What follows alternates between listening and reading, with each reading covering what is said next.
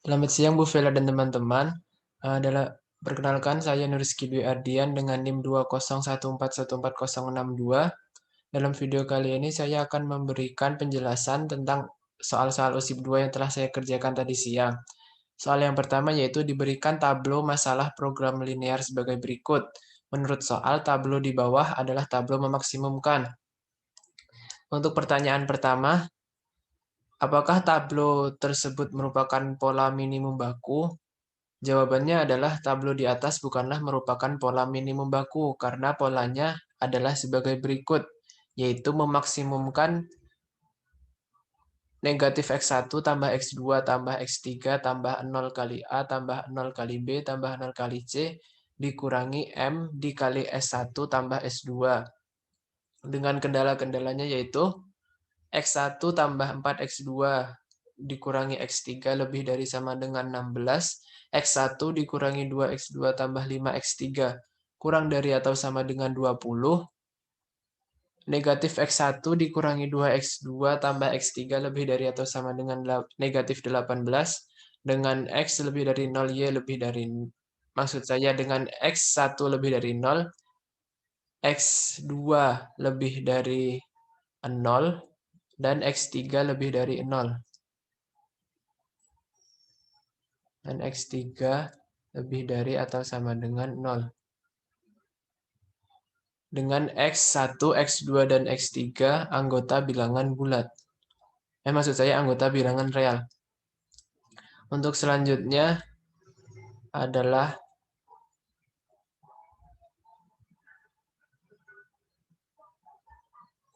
menyelesaikan tablo simplex yang telah diberikan di atas.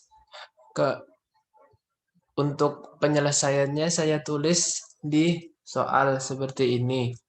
Pertama adalah kita akan mencari ZJ di sini menjadi negatif M dikali 1 sama dengan negatif M, ditambah 0 kali 1 sama dengan 0, ditambah negatif M kali negatif 1 sama dengan negatif M, dengan jumlahnya atau totalnya yaitu adalah 0. Lalu untuk ZJ dari kolom X2 ini, totalnya adalah negatif 2M. ZJ untuk kolom X3 ini totalnya adalah 0. ZJ untuk kolom A, totalnya M. ZJ untuk kolom B, totalnya 0. ZJ untuk kolom C, totalnya M. Dan ZJ untuk kolom S1 dan S2 masing-masing 0 dan 1. Lalu kita hitung CJ min ZJ-nya menjadi untuk kolom X1 itu min 1, kolom selanjutnya 1 tambah 2M, kolom selanjutnya 3, kolom selanjutnya negatif M, kolom selanjutnya 0, kolom selanjutnya negatif M, kolom selanjutnya 0, dan kolom selanjutnya ini 0. Setelah itu kita dapat menentukan bahwa Z-nya itu sama dengan 2M dari negatif M dikali 16 ditambah 0 dikali 20 ditambah negatif M dikali negatif 18 yang totalnya adalah 2M. Lalu untuk menentukan kolom kuncinya karena ini memaksimumkan kita akan memilih CJ min ZJ yang terbesar dan juga baris kuncinya adalah yang terkecil. Nah, dengan demikian ditemukan ini yang saya lingkari ini negatif 2 ini akan kita rubah menjadi satu utama dengan OBE, operasi baris elementer, yaitu adalah B2 aksen atau baris kedua di tablo kedua itu sama dengan setengah, maksud saya negatif setengah dikali B2, lalu B3 aksen sama dengan B3 ditambah 2 kali B2 aksen, B1 aksen sama dengan B1 ditambah negatif 4 kali B2 aksen. Lalu setelah kita mengerjakan OBE ini, kita masukkan hasilnya ke tablo 2, dan dengan catatan variabel basis B yang ada di sini, kita ganti dengan variabel, maksud saya dengan variabel yang X2, berarti menjadi seperti ini. Lalu sebelumnya S1, yang mana? S1, X2, lalu S2 menjadi berarti CB-nya adalah negatif M, 1, dan negatif M.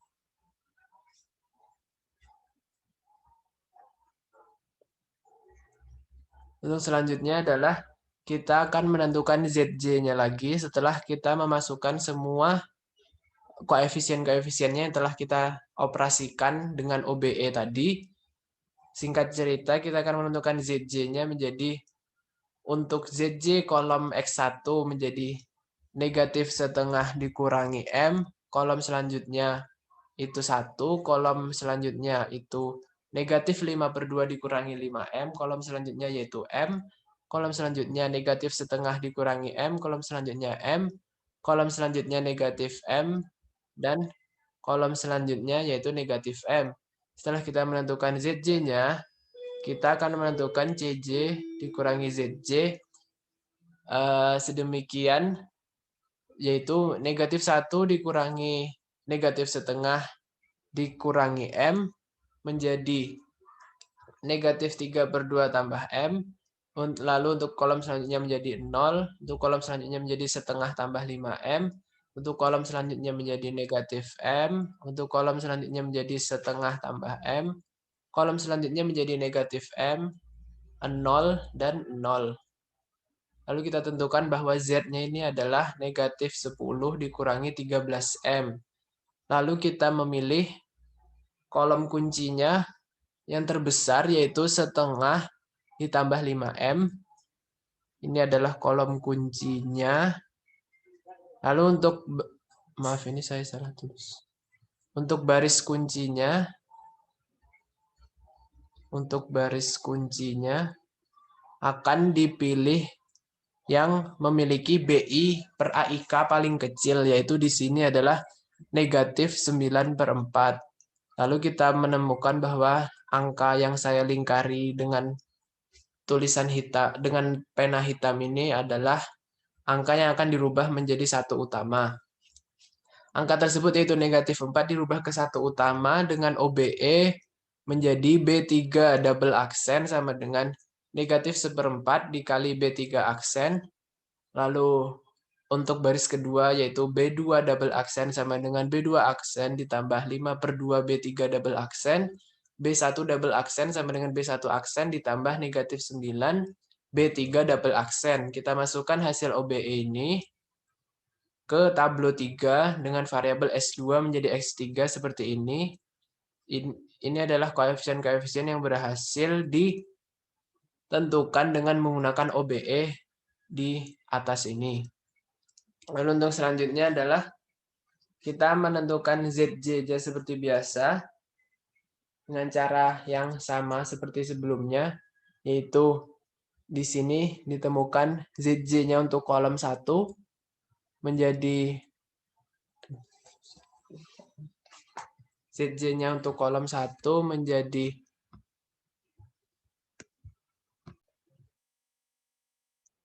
untuk kolom X1 menjadi 9/4 ditambah 3/2M. Untuk kolom X2 ZJ-nya sama dengan 1. Untuk kolom X3 sama dengan 3. Untuk kolom A sama dengan M. Untuk kolom B 7/8 ditambah 1/4M. Untuk kolom C 11/8 tambah 9/4M. Untuk kolom S1 negatif M. Dan untuk kolom S2 negatif 9/4M dikurangi 11/8. Yang kita bisa menemukan Z-nya ini yaitu adalah jumlah atau totalan dari BI dikalikan CB, yang itu hasilnya adalah negatif 4/9M dikurangi 11/4. Lalu untuk CJ min ZJ-nya yaitu kita menemukan negatif 13/4 dikurangi 3/2M di kolom 1, lalu 0 di kolom 2, 0 di kolom 3, negatif M di kolom 4, negatif 7/8 min 1/4M di kolom selanjutnya, negatif 11/8 dikurangi 9/4M di kolom selanjutnya, 0 di kolom selanjutnya, dan negatif 13/4M dikurangi 11/8 di kolom terakhir.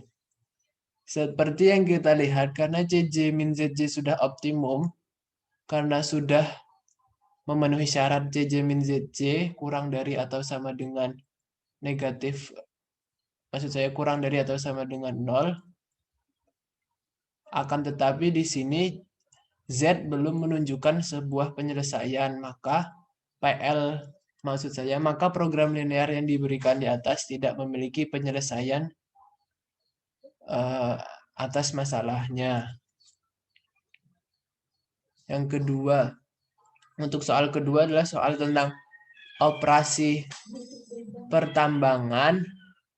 Kita menentukan variabelnya untuk biaya operasi tambang 1 itu sama dengan X1 dan operasi tambang 2 itu sama dengan X2. Lalu fungsi tujuannya yaitu adalah meminimumkan biaya, yaitu dilambangkan dengan F, X1 dan X1, X2 sama dengan 2 juta X1 ditambah 2 juta X2. Ya.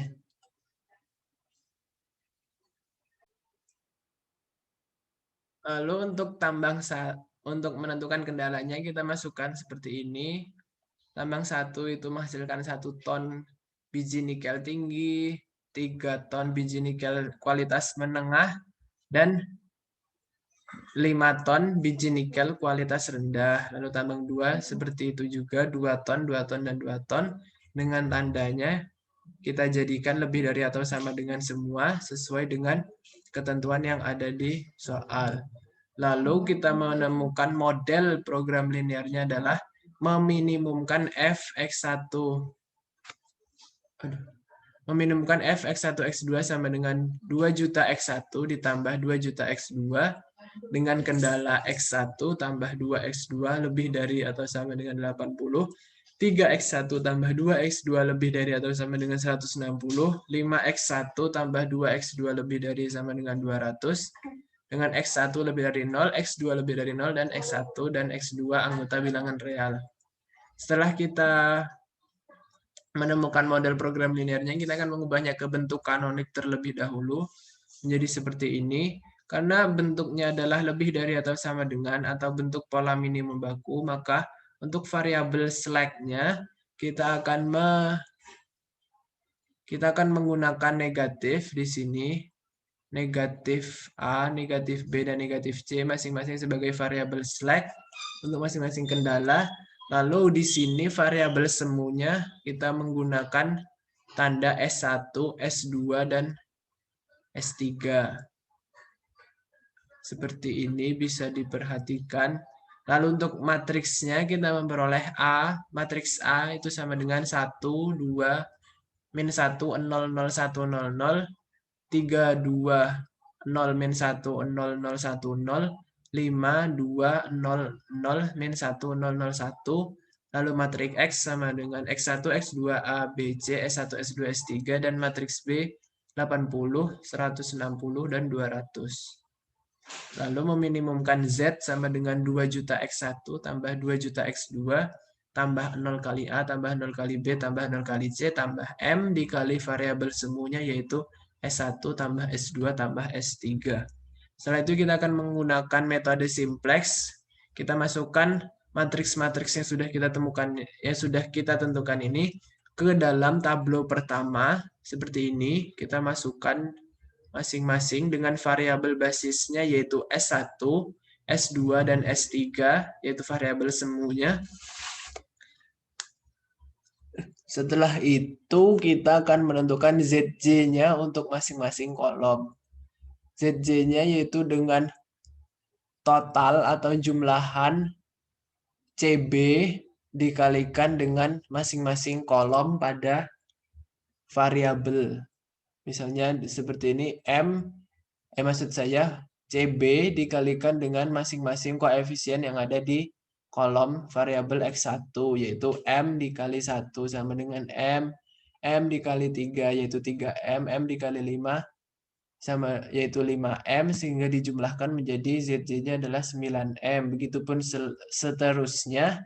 Untuk kolom selanjutnya yaitu 6M, untuk kolom selanjutnya negatif M, negatif M, negatif M, M, M, dan M. Nah, untuk selanjutnya kita akan menentukan CJ min ZJ, yaitu ini adalah CJ. Maksud saya ini adalah CJ. Dan ZJ-nya adalah yang sudah kita temukan tadi. Ini adalah CJ. Setelah itu kita kurangi saja langsung menjadi hasilnya seperti ini. 2 juta min 9M, 2 juta min 6M, M, M, 0, 0, 0. Nah, untuk selanjutnya, untuk kolom kuncinya kita akan memilih CJ min ZJ yang negatif terkecil. Artinya, di sini adalah karena M adalah bilangannya sangat besar, sehingga di sini 2 juta dikurangi 9 dikalikan bilangannya sangat besar, itu pasti hasilnya akan negatif dan pasti akan terkecil dibandingkan dengan 2 juta dikurangi 6 dikalikan bilangan yang sangat besar. Berarti kita memilih kolom ini sebagai kolom kunci. Dan untuk baris kuncinya kita akan menentukan BI per AIK.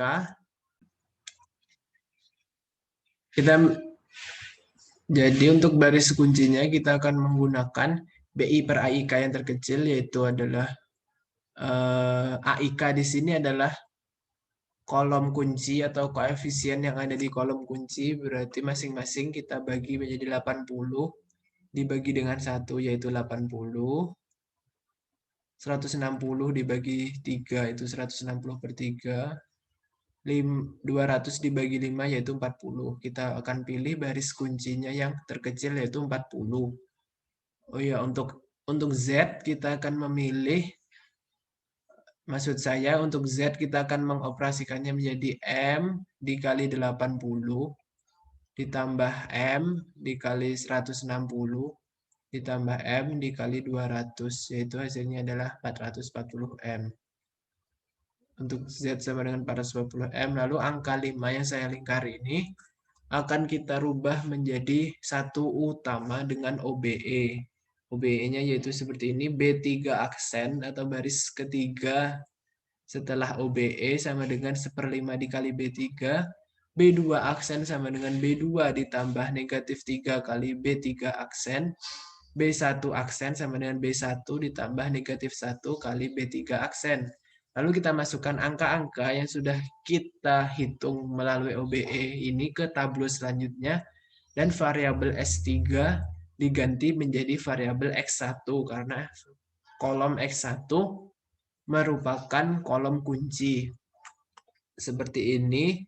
Lalu untuk selanjutnya, seperti biasa kita akan mencari ZJ-nya terlebih dahulu, yaitu dengan mengalikan masing-masing CB dengan masing-masing koefisien yang ada di kolom X1, X2A, B, C, S1, S2, S3, sehingga kita akan menemukan hasilnya nanti.